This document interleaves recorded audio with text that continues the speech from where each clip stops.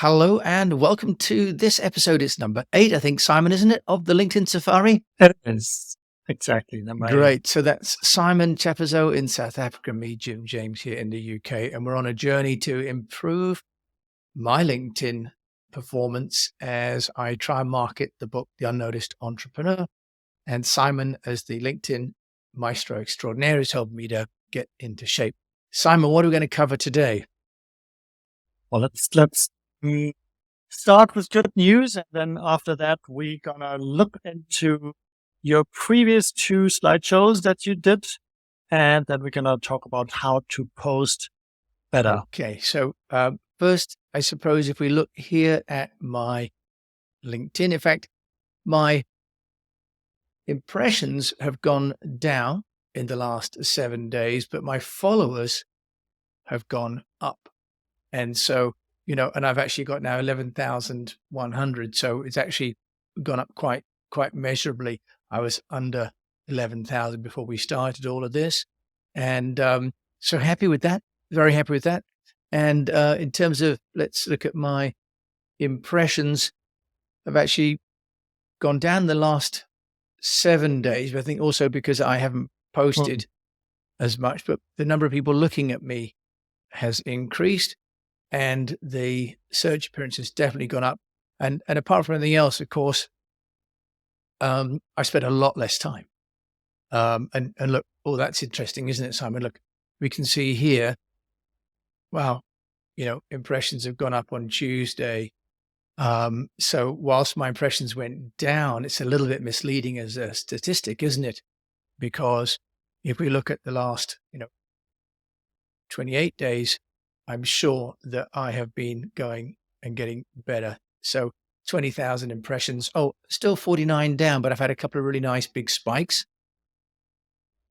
And so, in fact, this is still my number 1 post now with over 3,500 performing post. Yeah, and the one with my sister, 2,500.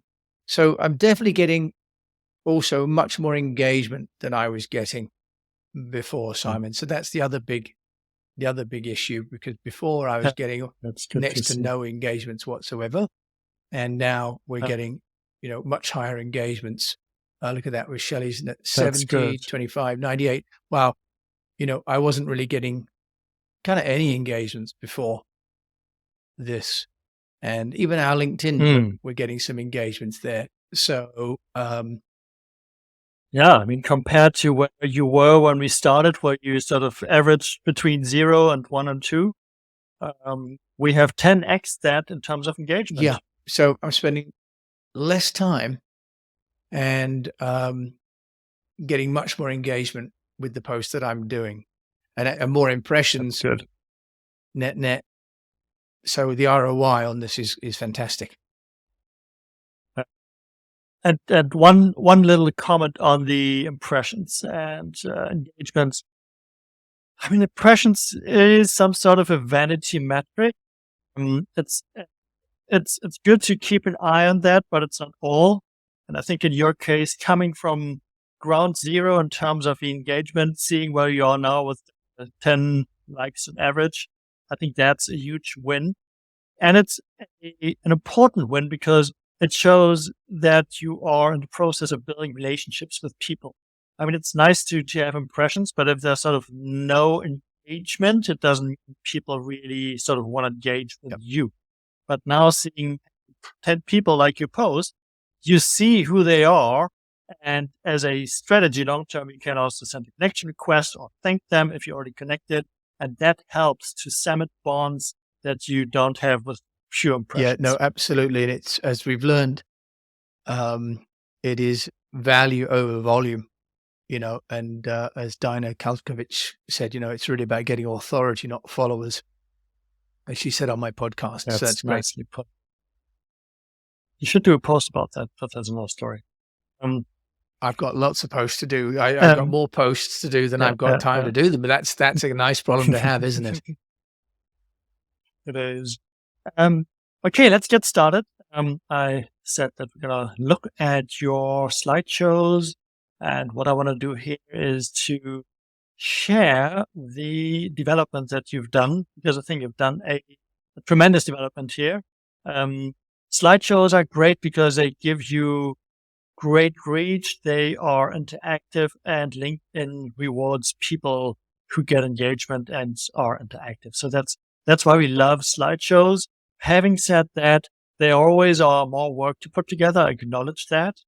And the trick here is to develop a system and a style that makes it very simple for you to be very fast with that. And we're going to talk about this in future episodes some more. But I just want to start by sharing the first one, which is that one with the slideshow that you did, I think, a week ago. Okay. And it should Share be your coming up. screen there. Oh, it's coming.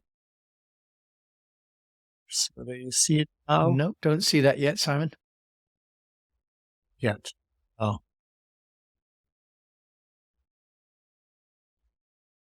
Should I do a drum roll? There we go. Okay. Cool. So there you go. There we are. Okay, cool. So that is your slideshow. And I'll just go through the slides and give you feedback on the individual slides. And let's start with something nice. And the nice thing that you've done is that you have tied into the visual brand that your book has, because the background here is the same dark color that your book has, the cover of the book. So you've built a bridge to the book, and because it's a slideshow, you can evoke the sense of like, this is also a book. Yep. So that's really nice. The other thing that I see here is the font or the capitalization, which is something you want to avoid, because we are trained to read lower key letters. And if we have capitalized font, it's just harder for the eye to read. It helps if you enter the United States, write in capital letters. I get that, because it's easier for them to read it, because you don't have to decipher people's bad handwriting. But in this case, it's just harder to read. And we see it on a later slide where you have both fonts, and you just see it's easier to read a sentence that's lower key. Yep. So that's one point of improvement that I would make here, that you do that. Then the image, I mean, dogs, animals, children, and animal children, always good. We love that. So it's sort of like something that you can emotionally connect with. Let's go to the next slide. The dog was cute. So same thing here. You've capitalized that, and here I think it's even more pronounced where the letters are smaller in terms of the font size, and you can already see it's sort of harder on the eyes. Now imagine you are on the London subway. The train is moving, and you try to read that on a phone. Some people might have problems with that. Yeah, that's one thing. And the other thing, and I know it's a complicated subject, how to choose images. And coming from film, there's one simple rule. You try to not show what is being said. So if an actor says something, ideally he would do something different than he says, because that creates dynamic tension. And if you show exactly what you say, it's kind of boring. And in this case, this is such an example, because you talk about stress, and here's an image of somebody apparently being stressed, and so it's not really adding any additional informational value or an emotion that would make this more accessible. So now the big question is, what would have been a better image? Maybe an animal. We love animals, but okay. Kids. A stressed baby. But you get the point. But it's a good point. We have to create dynamic tension, so the picture doesn't reinforce the text. It creates a tension with the text. Yeah, and what that means, maybe sort of a very quick example. Imagine in film a scene, somebody sobbing, and then another character saying, "Oh, are you sad? Are you crying?" And the character says, "Yes, I'm very sad." This is totally flat. But the other character, upon being asked, "Are you sad?" would say, "No, no, I'm fine. I'm happy. All is good." Then we would immediately sense there's sort of something off. This person doesn't want to say something that we can see. So suddenly there's dynamic tension, and then this whole scene becomes much more interesting. And the same principle applies here. So we try to find something that, I don't know. Now I need to come up with a better example, but I can't. Anyway, I get the idea. You want some dynamic tension in there. Okay, point taken, Simon. Thanks for letting me off the hook here. Okay, let's move on. And same thing here, big font. And the other thing is this image does not really add any information. And in that case, I would rather do no image. What you could do, just add your headshot, bottom left, bottom right, to sort of keep a visual contact with you as a person. It's neutral, but it sort of helps to build your brand. But this image is sort of like, what do I get you? Nothing. So sorry. Yes, it's a good point. It's not about putting images for the sake of nothing, right? So exactly, every image, and that's another rule from script writing. Every scene in film has to have meaning. It has to drive the plot forward. And if it doesn't, it has to go. So no matter how brilliant the scene is, it has to go. And I think the same applies here. If we don't have an image that drives the plot forward, then there's no point in having it. Or if we have a slide that forward, it has to go. Okay, so next slide. You're introducing Mason Harris, who is the guy that you interviewed in the book. Yep. And I think it would have been helpful to know who he is. If I haven't read the post, right, yes, I should then have put the author. Maybe sentence saying, Mason is this guy that I've interviewed, and he has this magic formula how to deal with the stress as an entrepreneur. And he sums it up as the chutzpah formula. Yes. And now it's sort of, I don't know, what Mason Harris, okay, that's the guy, I assume, but what is chutzpah is the answer? I don't know. Right. So giving more context and, very simple, 1-2 sentences. Then moving on, and now I can just skim through it. Now you've taken every letter of the word chutzpah and spelled it out. So chutzpah, one philosophy, one skill, one challenge, and you've always added the picture to sort of give a visual stimulant. Let's call it like that. Yep. But as you can see with all of these 7 images, you haven't really added any information that helps me understand what ambiguity minimization actually means. Right. So it's actually distracting because now my mind sees chutzpah, ambiguity minimization, which is in and of itself a very complex term. So I have to figure out what that means, and I have to understand what this image, how does it relate? Right. What does it tell me? So it's sort of almost cognitive overload. Right. Okay. So, yep. Yeah. So, and with all of these 7 letters, is it 7? Yep. 8? 8 letters, yeah. You could have had just one sentence explaining what the idea is, sum it up, what Mason is trying to press with a formula. So very simple. You don't have to find 7 images. You can just sort of summarize it as a mini ebook. Right. So same here. And then that is also the nice thing that you summarize this with, or that you point at it's having jobs. Okay. This would have been maybe nice in the beginning to pull people in. It's always good to have something that people can identify with. Everybody knows Gates having jobs. And Bezos, I don't know who's Woodman, but and Edison.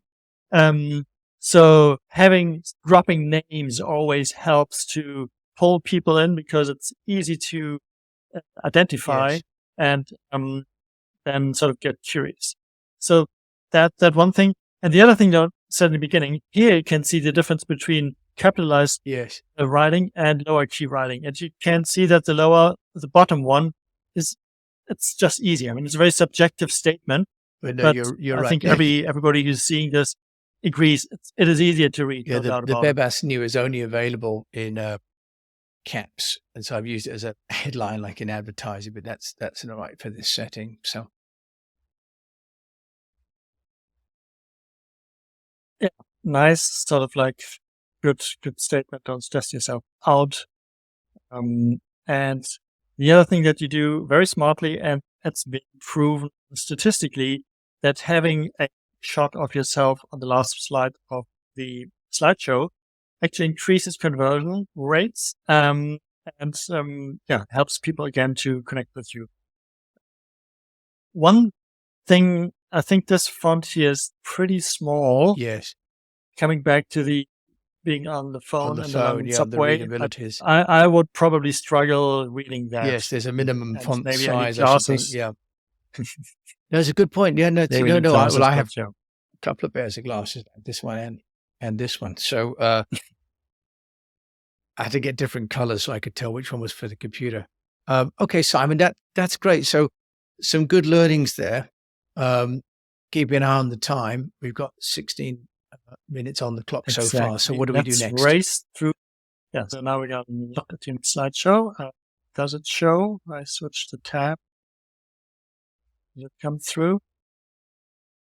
Yep, that shows. This is the one I did this week Okay. on the Monday. Exactly. Okay, cool. So to give the good story, you have changed. You have implemented changes, which is good. And the first one that we can see is that you've changed the font to lower key. And another thing that is good that you've done here is to use the serif font or a serif font. I think there's Yes. also some I've scientific used Times. evidence. Yeah. So the more common a Yes. font is, the easier for us it is to read because it's sort of more familiar to the eye. And serif Yeah. fonts apparently are even easier to read because the eyes can attach itself to like the little Yes, that's right. things. I don't know how you Serif call them. fonts Serif. as opposed to sans serif. Yeah. So that's why I went with Times New Roman, which is the typewriter, Yeah. foundation Classic font. And again, a nice image. Again, having a face look at you is always good because we connect with human faces. And so I think that this is sort of a funny shot. And it matches the message. Looking engaging is essential in the LinkedIn age. So well done. Also here, well done. Nice shot. So I get what you're talking about here. And now you introduce the protagonist. The Marcus Emmett gives advice for free. That's cool. What is it? Tell me more. And then you come with an accurate authenticity affects customers. And you start unraveling what that actually means. You give photo tips from the conversation. It might have helped if you would have given, so again, context, like, okay, Marcus Emmett, I had him on the show. These are the things that he says that you can do to get pictures. That was in the post. I put that in the post at the beginning, actually. So that was explaining the post. Yep. So what I found is that people usually first go through the slideshow and then probably read the post. And I tried to sort of have them independent so that the slideshow could stand independently of the post. Okay. Yeah. Well chosen images. Again, I think having a bit more context as to what this means and how this applies to me in my quest to have better images would have helped. So maybe sort of one more sentence. What does it mean for you? Yep.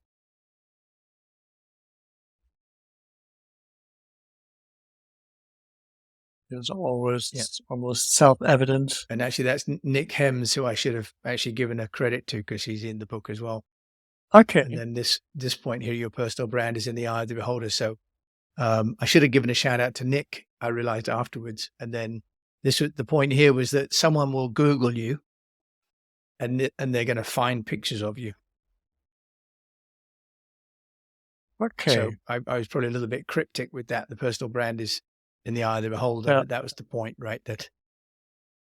I mean, it's great that you don't go overboard, because what I see a lot of people do with slideshows, that they sort of like take the text from the post and cram everything on a slide, and then you end up with this 8-point font, and you can't read anything. It's just too much. So maybe you've gone the other extreme. You've minimized a little bit too much. So a little bit more context. We'll get the balance. Yeah, we're working on getting the balance right between having too much. And this time I didn't put the text in. Yeah. I just, I mean, Marcus took my shot. That is a great closing statement, because I mean, it is a great photo of yours, and I can now experience firsthand the difference between a good photo and a party shot that I can use. And I can definitely say this is a good choice that you've taken. So well done. Thank you. Yeah, and we've got 6 so far, sort of engagements with that over a short period of time. So let's see whether we get more interest in it. I haven't seen Marcus yet repost it. I need to send it to him then next.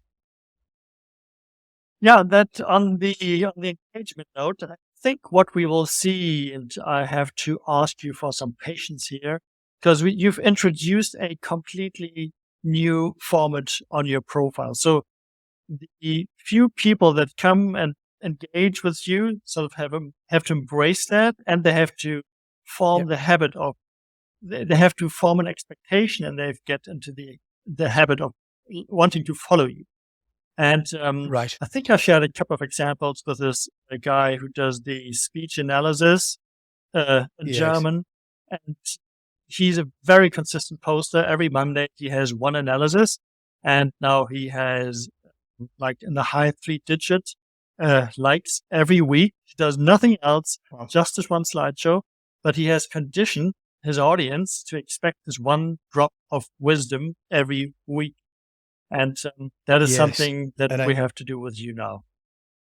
Yeah, and I think as a reflection, it's taking much more time to do one good deck. And I'm sort of conscious that I'm doing one good deck, getting much more results, but I don't think I can then do as many decks because it's taking so much time. And what you do realize is that if you don't put in the time, you're not giving your community value. And so then there's that equation of you've got other jobs to do. I'm running masterminds and the podcast and so on. So this is really useful, but we get to that place where now I need to think about how many times am I going to put that much effort in? So that's the ROI. So we're getting to that level now, I think, Simon, where I just have to think through when I post. And also, as you rightly pointed out, this post went out at like 9 o'clock at night because I'd had my full day of podcasting and masterminds. So I need to schedule in when I'm going to post. So there's an expectation of when people are going to get something as well. Exactly. So we're moving to another sort of, is, I guess, the next level up on LinkedIn. Exactly. And a nice introduction. And the next level on LinkedIn, definitely is a thing that a lot of people don't really see and ignore. And that is that the way you publish has a huge impact on the engagement that you get. So what we see a lot of people do is just sort of dump and run. So trusting the algorithm to them the reach and hoping that the quality of the writing will sort of save the day. And the quality of the writing is important, but LinkedIn is very conscious in trying to turn this into a knowledge platform. So everybody who helps to enhance the knowledge on the platform, it gets rewarded. And the way you do this is by engagement, interaction. And so That is a very logical thing, but how to do this is not that straightforward. And I've added little thing here. Let me share that. Okay. Yeah, we've got 5 minutes left. What? Yep, 5 minutes left. Time flew by. Okay. Yep. It is what I call the LinkedIn sandwich. The LinkedIn sandwich. Great. You're sharing screen? Yeah, it's coming up. So the LinkedIn sandwich, essentially, if you're hungry for more followers, you have to feed them, and there's a way how you feed them. Okay. There you go, Simon. I've done a drum roll for you. Okay, we have it on screen. Cool. So that is the LinkedIn, our daily LinkedIn bread. And as you can see, top layer, bread, lettuce, tomato. This is what you do before you get to the meat of your LinkedIn engagement of the day, your posting of your own post. So before you post, you want to engage on other people's content with bread, lettuce, and tomato. Then after you've done that, you've warmed up your profile, leave 3 to 5 comments. You actually publish your own post, and then you don't just run away. You have to stick around. And ideally, people start commenting on your post, and you respond to these comments. You try to pull them into a chit-chat, into a conversation on your post in the comments. And as you wait for people to comment, you can continue your engagement on other people's posts to keep the profile warm. And same thing, 3 to 5 profiles, posts from other people before publishing, after publishing. That's how you warm your profile up. And that's really sort of a very high level view. You can become very sophisticated, but let's run with this for now. The main thing is to not just dump and run, but to show your love to other people. Let's do this before you post, after you post. And also keep in mind that everybody that you engage with, he sees or she sees your post and sees you as a person, as a human. So you start building relationships. So this engaging on other people's posts is not just a way to sort of trick the algorithm to get more reach, but it's a way to socialize. If you go to a cocktail party, you speak to people and you bump into random people and you form bonds and start conversations and whatnot. Same on LinkedIn. And the best time to do this is around you publishing your post, because the algorithm likes it and people like it if you show love to them. Simon, here's a question then. Is one strategy to post, for example, twice a week, which I believe, some key entrepreneurs and influencers do once or twice a week, but then on other days go in and comment, but not actually try and post? You can do that. You definitely want to comment on the post. On the days when you not post, you can still comment. And this is then now the strategic bit. You can grow your following by commenting on the posts of specific people. And there are mainly 3 groups. One is influencers for people in the industry that you want to be seen in. So in my case, Justin Welch, the LinkedIn Uber influencer, he has a lot of people who want to learn about LinkedIn marketing. So if I leave a comment on a post of Justin, this comment will be seen by other people who have the same interest and they start following me. It works. I reach hundreds of followers doing that. Okay. So that's that. The other group do that. is target market people. So if you're a company, you want to engage with the companies and do business, before just cold calling them, cold emailing them, drop some love on their posts. They will see that. They will get accustomed to your name. And when you call them, they will say, "Hey, Jim, your name sounds familiar." So that's the second target group. And the third one is multipliers from your network. People that like and love you, ex-colleagues, friends, whatnot. they help you to keep your profile warm and they will probably come back if you show them some love. So that's a very simple reciprocal thing. Simon, and you managed to get all that in within our 30-minute slot. Here you go. I'm going to give you an applause. Oh. There you go. Right. Hopefully that will even work. So Simon Chappuzeau in South Africa, thank you. I'm learning so much. We've had 8 weeks and I think transformed my presence on LinkedIn. So thank you so much. Any last parting words after session 8? Keep, Jim would say, keep communicating. I would say keep commenting. All right. With that, thank you to Simon Chappuzeau in South Africa for all his guidance and all his input today. And thank you for joining Simon and I on this LinkedIn safari. Same time next week, session 9. Let's see how we're getting on. And until we meet again, I do encourage you to keep on communicating.